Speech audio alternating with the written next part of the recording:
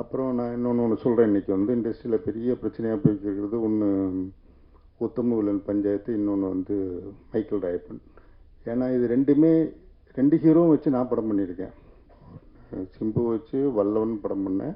ஏன்னா சிம்பு வச்சு படம் பண்ணுறதே பெரிய மேட்ரு. சிம்பு டைரக்டராக போட்டு நான் படம் எடுத்தேன். அப்போ எனக்கு பேசுறதுக்கான ரைட்ஸ் நிறைய இருக்குது. அதே மாதிரி கமல் சாரை வச்சு உத்தமன் வில்லன்னு படம் எடுத்தாங்க இவங்க திருப்பதி பிரதேஷ். அந்த படத்தை பற்றி பேசுறதுக்கு எனக்கு என்ன ரைட்ஸ் இருக்குன்னா, அந்த டைம் நான் தான் செக்ரட்டரியாக இருந்தேன் கவுன்சிலில். அந்த டைம் வந்து நடந்தது என்னங்கிறது வந்து என்னவோ இருக்கட்டு. ஆனால் அந்த அன்னைய பிரச்சனையில் வந்து கமல் சார் வந்து லெட்டர் எழுதி கையெழுத்து போட்டு கொடுத்தாருங்கிறது உண்மை. ஆனால் அதுக்கப்புறம் வந்து அந்த லெட்டரு வந்து அதுக்கு அடுத்த அந்த படம் ரிலீஸ் ஆகிறதுக்கு மெயின் ஃபண்டிங் பண்ணது வந்து இவங்க ஒரு பைசா கூட போடல. மெயின் ஃபண்டிங் பண்ணது வந்து ஈராஸ் ஃபண்டிங் கொடுத்தாங்க. அந்த ஃபண்டிங்கை செட்டில் பண்ணது ஞானவேல் ராஜா.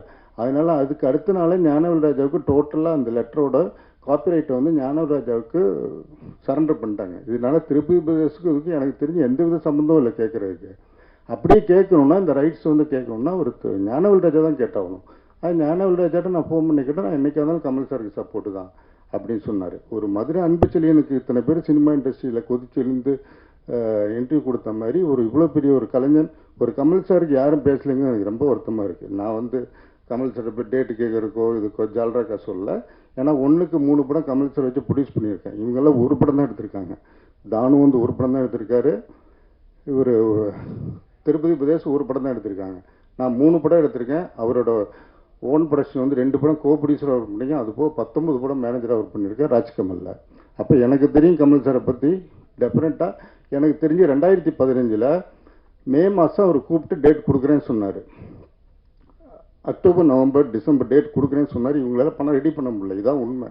அதுக்கப்புறம் ஆகஸ்ட்டில் இவங்க தான் ஃபோன் பண்ணி, ஏன்னா இதுக்கு வேணால் அருள்பதியும் திருப்பூர் சுமணத்துக்கும் தெரியும், அவங்கள கேட்டால் தெரியும். அதுக்கப்புறம் இவங்க தான் பணம் ரெடி பண்ண முடியல, நீங்கள் டேட் வேறு யாருக்கா கொடுத்துருங்கன்னு 2015 இவங்க முடியாதுன்னு சொல்லிட்டாங்க. அன்றைக்கே முடிஞ்சு போச்சு. இப்போ திருப்பி இவ்வளோ பெரிய ஒரு நாயகன் ஒரு கமல் சாரை வந்து இவ்வளோ தூரம் மாற்றி எல்லோரும் வச்சு செய்கிறது ரொம்ப சங்கடமாக இருக்குது. ஒரு சினிமா ரசிகனா நான் வந்து இப்போ நானும் வல்லவன் படம் எடுத்தேன். உண்மையாக ரைட்ஸ் இருந்தால் நான் தான் கேட்கணும் சிம்புட்ட. நான் இன்றைக்கி வரைக்கும் கேட்டது இல்லையே. ஏன்னா சிம்பு டைரக்டராக வச்சு படம் எடுத்திருக்கேன். நான் இன்றைக்கி வரைக்கும் சிம்புட்ட படம் பண்ணி கொடுன்னு கேட்டதில்லை. ஏன் கமல் சார்ட்டையும் கேட்டதில்லை. என்ன என் பொசிஷன் என்னன்னு தெரியல இருக்கும். நான் இது வரைக்கும் யாருக்கும் 100 ரூபா கடன் கிடையாது இண்டஸ்ட்ரியில். நெஞ்ச நிமித்தி தான் தெரியுறேன். யாருக்கும் 100 ரூபா பேலன்ஸ் கிடையாது. எந்த டெக்னீஷியனுக்கும் பேலன்ஸ் கிடையாது. எல்லாரும் அது பேசுறதுக்கு தகுதி இருந்தால் இதெல்லாம் இருந்து பேசுனா இல்லை ஒரு அர்த்தம் இருக்குது. அப்போ இண்டஸ்ட்ரியில் இவ்வளோ தூரம் பேலன்ஸ் வச்சுருக்கவங்க பேசுனா எல்லாருக்கும் செட்டில் பண்ணிட்டு பேசுங்க. அது இதுதான் என்னோட தாய்மான கருத்து. நன்றி, வணக்கம். செய்திகளை உடனுக்குடன் தெரிந்து கொள்ள உடனே சப்ஸ்கிரைப் பண்ணுங்க.